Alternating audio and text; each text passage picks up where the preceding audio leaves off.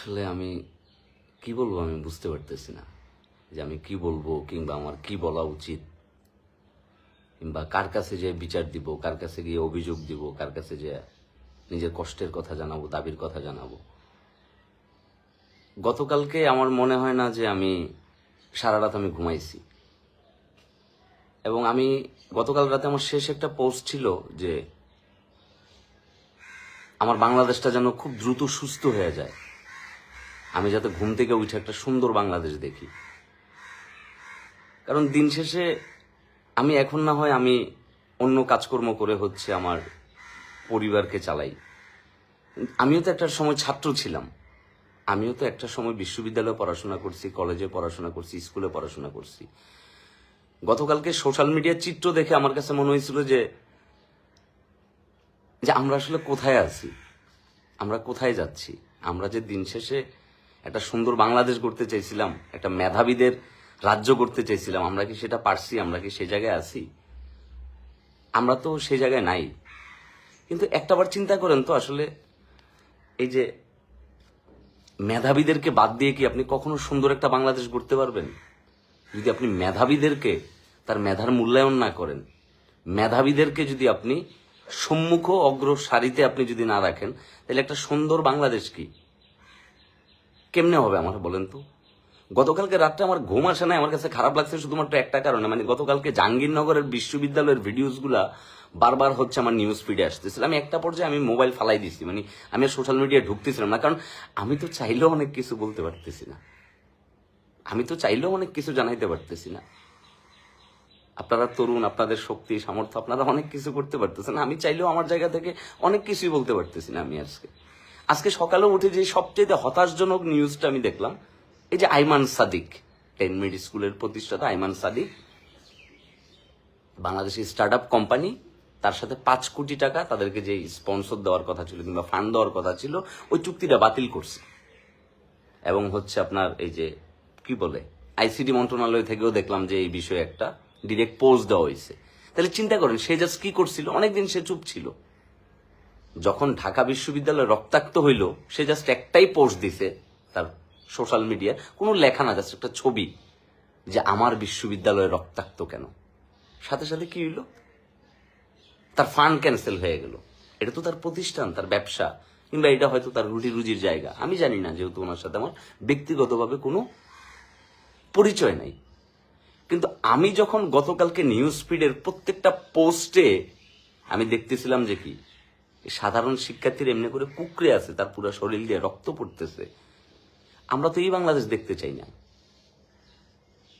ধরেন গতকালকে সাধারণ শিক্ষার্থী যারা আন্দোলন করতে গেছে তারা প্রচুর পরিমাণে আহত হয়েছে, আবার যারা তাদেরকে দমন করতে গেছে তাদেরও হয়তো অনেকে কি আহত হয়েছে। কিন্তু এরকম রক্তাক্ত বাংলাদেশকে আমরা দেখতে চাইছি? বাংলাদেশের প্রত্যেকটা public university, national university, private university, medical college, polytechnical institute, এইসব ছেলেমেয়েরা পড়াশোনা বাদ দিয়ে রাস্তায় নামবে, আন্দোলন করবে, তাদের ঘামে ভেজা শার্ট দুর্গন্ধ ছড়াবে, এই বাংলাদেশ তো আমরা দেখতে চাই নাই। আপনারা এই 16,000 মানুষ আমার যারা দেখতেছেন, আমার মাফ করে দিয়েন আপনারা। আমি তো লাস্ট 4 বছর ধরে আমি চেষ্টা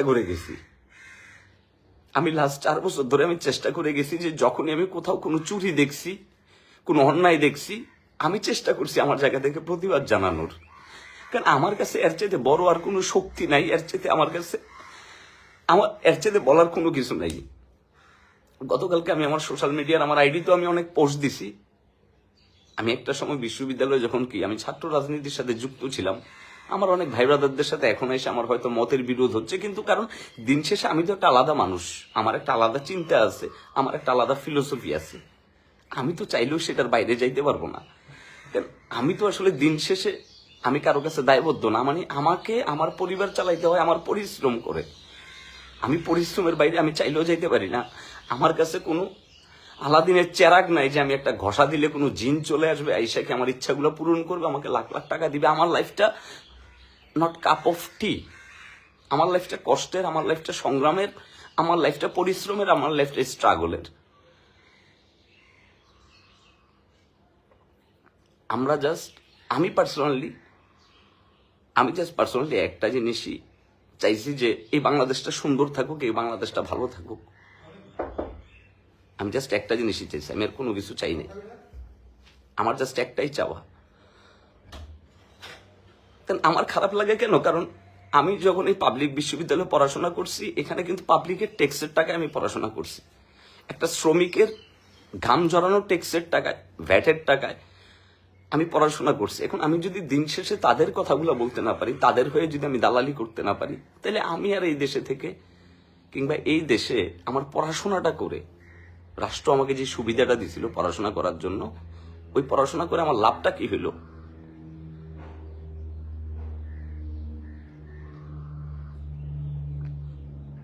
আমি আপনাদের জন্য হয়তো কোনো কিছু করতে পারি না, কিন্তু আমি 4 বছর ধরে আমি চেষ্টা করে গেছি ভাই। যখনই কোনো অন্যায় দেখছি আমার মন খারাপ হয়েছে, আমার ভেতরে হয়তো প্রচন্ড পরিমাণে হৃদয় রক্তক্ষরণ হয়েছে, কিন্তু আমার আসলে কিছু করার ছিল না। আমাকে আপনারা গালিগালাজ করেন, অভিশাপ দেন, যা মন চায় আপনারা তা করেন। দিন শেষে হয়তো আমার অনেক কথাই বলার ছিল, কিন্তু আমি দিন শেষে হয়তো অনেক কিছুই আমি বলতে পারিনি। আমার খারাপ লাগতেছে যে ছোট ছোট বাচ্চারা, আমি তো পড়াশোনা শেষ করছি আরো অনেক আগে, আর বিশ্ববিদ্যালয়ে ঢুকছিলাম আরো অনেক আগে। এই যে ছোট ছোট বাচ্চারা রাস্তায় দাঁড়ায় এভাবে স্লোগান দিচ্ছে, এরা কি আপনাদের কারো কাছে চাকরি ভিক্ষা চাইছিল?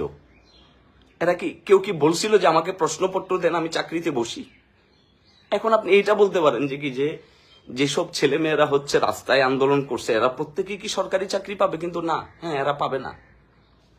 কিন্তু কোটাটার যদি সংস্কার হইতো, এরা হয়তো একটা আশা পাইতো। মানুষ বাঁচে আশায়, বাকিটা বাঁচে তার পরিশ্রমে। আমি পরিশ্রমে বিশ্বাস করি, আমি রিজিকে বিশ্বাস করি।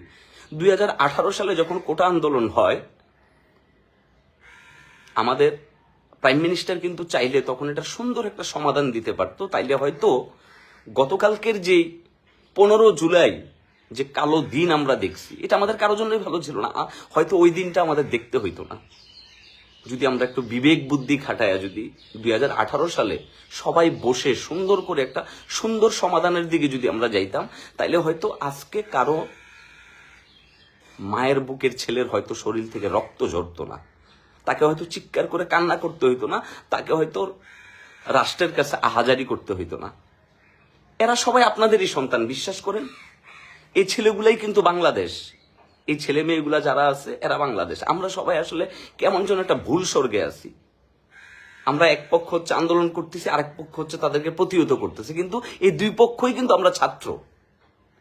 আমরা কিন্তু ছাত্রের বাইরে না। তাহলে আমরা যারা ছাত্র, আমরা একজন ছাত্র হয়ে যখন আরেকজন ছাত্রের বিপক্ষে লড়তেছি, কিংবা একজন ছাত্র হয়ে যখন আরেকজন ছাত্রের বিপক্ষে স্লোগান দিচ্ছি, আমরা তো কখনো এই বাংলাদেশ চাই নাই। আমি গরিব ঘরের সন্তান, আমি খুব কষ্ট করে মানুষ হয়েছি। আমি সবসময় চাইছি যে 2-4টা ডাল ভাত খেয়ে এই দেশের অক্সিজেন নিয়ে বড় হব।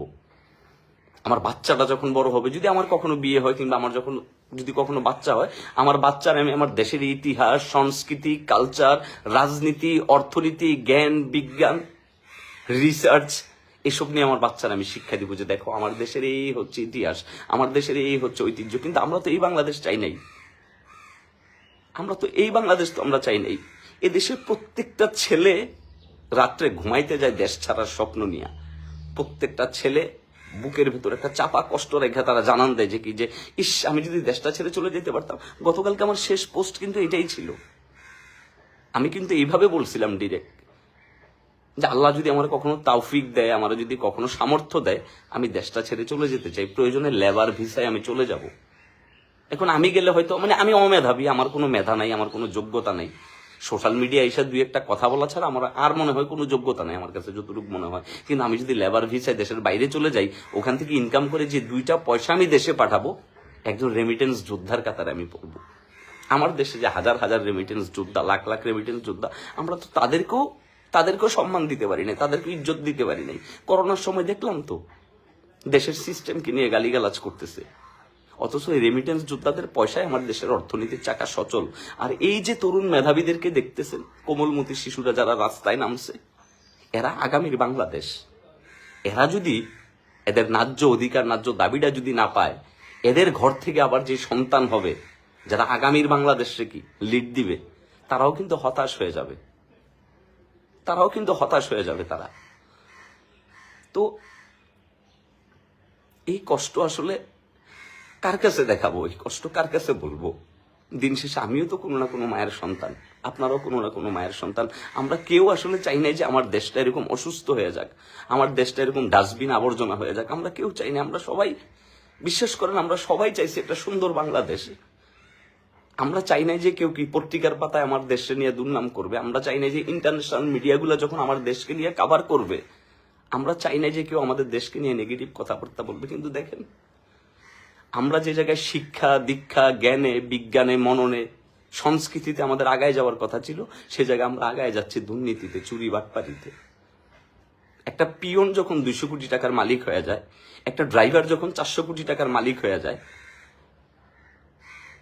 একটা সাধারণ ছাত্র যখন, ছাত্র নেতা, হোয়াট এভার হি ইজ, সে যখন 2000 কোটি টাকা দেশের বাইরে পাচার করে ফেলে, তখন দেশের প্রতি আপনার শ্রদ্ধাবোধ কোথায় যাবে? আপনি কি নিয়ে বড়াই করবেন, কি নিয়ে লড়াই করবেন আপনি তখন বলেন?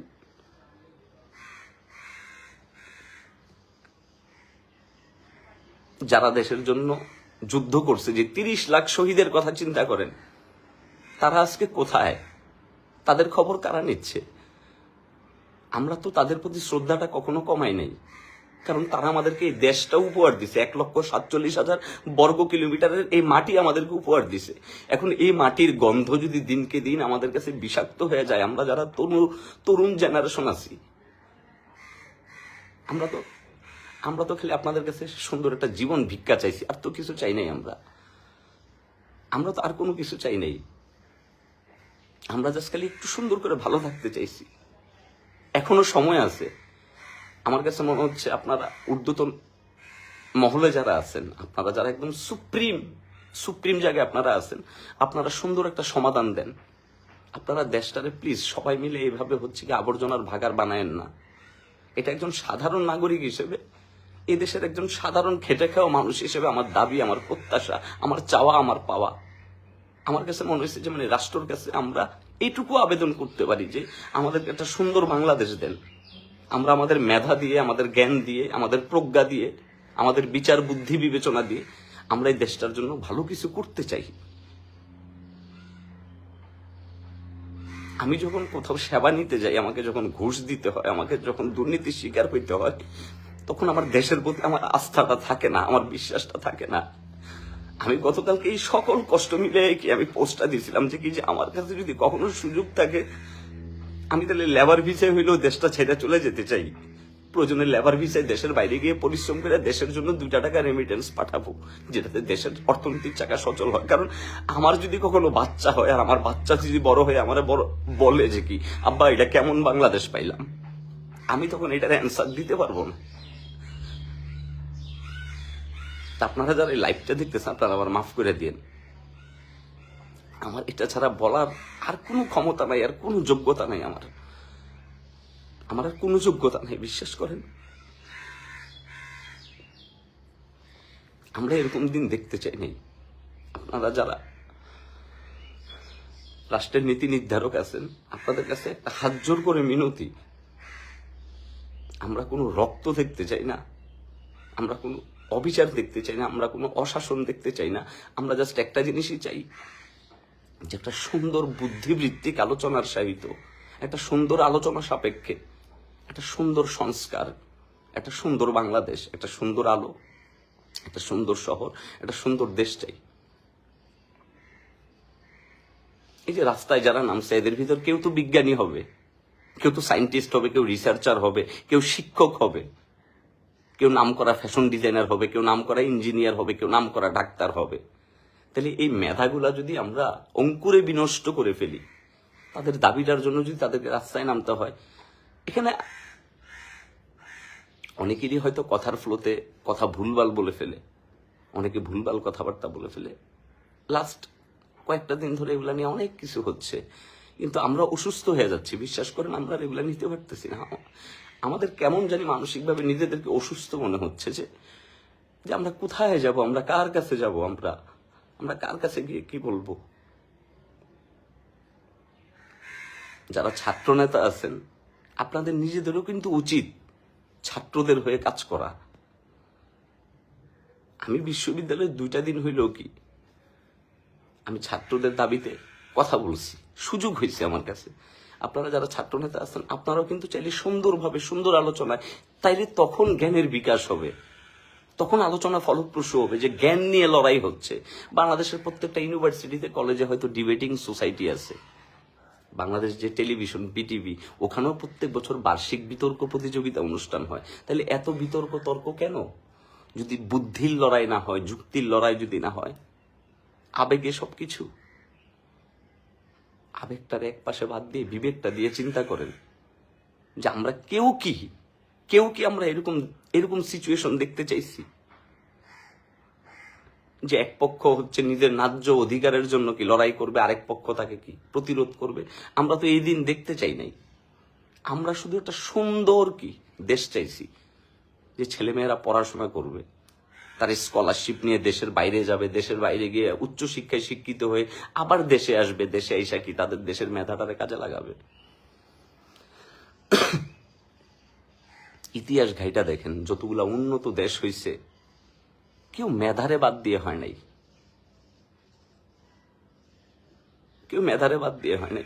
আমি এখন আম বিক্রি করি, আমি বিরিয়ানি বিক্রি করি, আমি টি শার্ট বিক্রি করি। আমি নিশ্চয় চাইবো না যে আমার বাচ্চা আমার মতো আম বিক্রি করুক।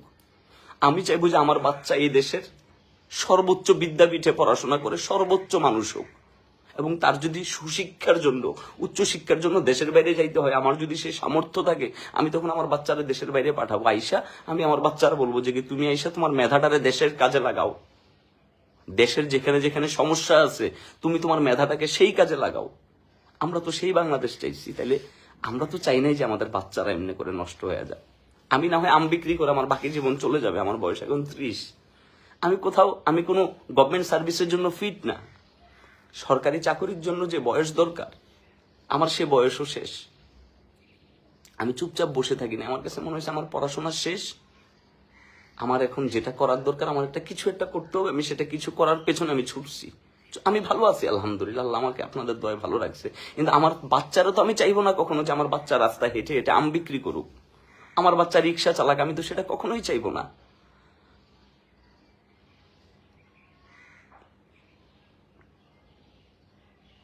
আমি জাস্ট একটাই চাই যে আমাদের আগামীতে যারা জেনারেশন আসবে, আগামীতে যারা নতুন আসবে, এখন যারা নতুন উঠতেছে, এদের জন্য একটা সুন্দর বাংলাদেশ। ঠিক আছে, এই ছেলেগুলা কারো কাছে চাকরি ভিক্ষা চায় নাই, কারো কাছে বলে নাই যে আমাদেরকে টাকা দেন, আমরা টাকা দিয়ে কি আমরা দুর্নীতিগ্রস্ত হই। হ্যাঁ আমি মানি, আমি যদি যৌক্তিকভাবেও কথা বলি যে আমরা যারা হচ্ছে কি ন্যায্য অধিকার চাচ্ছে, আমরা এদের ভিতর হয়তো সবাই হয়তো আমরা মানুষ হব না, কিন্তু কেউ তো দিন শেষ অমানুষ হইতে চায় না। আমরা তো চাই যে মানুষ হওয়ার জন্য। কিন্তু এই যে চারদিকে এত অনিয়ম, এত দুর্নীতি, এত চুরি, এত বাটপারি, এগুলা দেখলে তো আমাদের কাছে তখন আর ভাল লাগে না। আমরা তো তখন অসহায় ফিল করি, আমরা তো তখন অসুস্থ বোধ করি, আমরা তখন অস্বস্তি বোধ করি, আমাদের কাছে তখন আর ভাল লাগে না।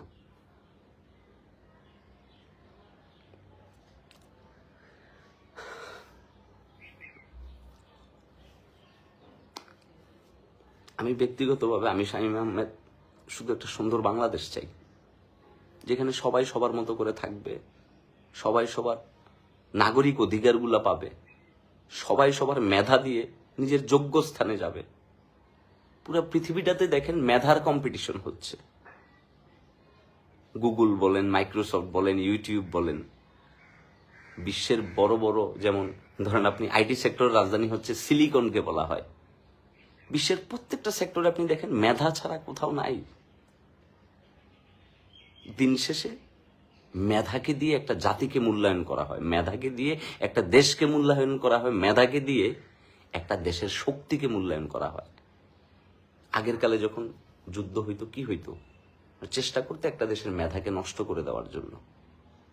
আমাদের দেশে যখন যুদ্ধ হয়েছিল 14 ডিসেম্বর আমাদের দেশের বুদ্ধিজীবীগুলাকে হত্যা করা হয়েছিল। পাকিস্তানিরা আমাদের দেশের বুদ্ধিজীবীগুলার হত্যা করছে কেন? ওরা চাইছে যে দেশটারে পঙ্গু করে দিতে। আমরা পঙ্গু হইতে চাই না, বিশ্বাস করেন। আমরা চাই আমরা কোনো না কোনো ভাবে দেশের কাজে লাগি, সেটা পরিশ্রম দিয়ে হোক, সেটা মেধা দিয়ে হোক, সেটা শক্তি দিয়ে হোক, সেটা বিদ্যা বুদ্ধি বিচার জ্ঞান যা দিয়ে হোক, আমরা চাই আমরা দিন শেষে দেশের বোঝা না, দেশের জনশক্তিতে রূপান্তরিত হইতে চাই আমরা। আমি আম বিক্রি করতেছি, কিন্তু আমি একজন ভালো উদ্যোক্তা হইতে চাইছি। আমি চাইছি যে হ্যাঁ, আমি আমার দেশের আম আমি দেশের বাইরে পাঠাবো। আমি দেশের, যে আমাকে এটার জন্য রাষ্ট্র আমাকে হেল্প করবে, যে আমি আমটাকে একদম সঠিকভাবে প্রসেস করে দেশের বাইরে পাঠাই দিব, যাতে আমার দেশকে নিয়ে বাইরে যখন আমি আমটা এক্সপোর্ট করবো, আমার দেশকে নিয়ে কেউ ব্লেম দিতে না পারে যে কি তোমার পণ্য ভালো না। এরকম যারা আজকে আন্দোলনে নামছে, ওরা সবাই চাচ্ছে যে কি একটা সুন্দর দেশ, একটা সুন্দর জায়গা, আর কিচ্ছু চাই না, বিশ্বাস করেন। আমাদেরকে প্লিজ এইটুকু সুযোগটুকু দেন, আমাদেরকে এইটুকু দেশের মানুষের হয়ে, দেশের হয়ে কাজে লাগার সুযোগ দেন। আমাদেরকে বোঝা বানায় রাখেন না, আমাদেরকে কাজে লাগান, দেশের ভালো কিছুর কাজে লাগান।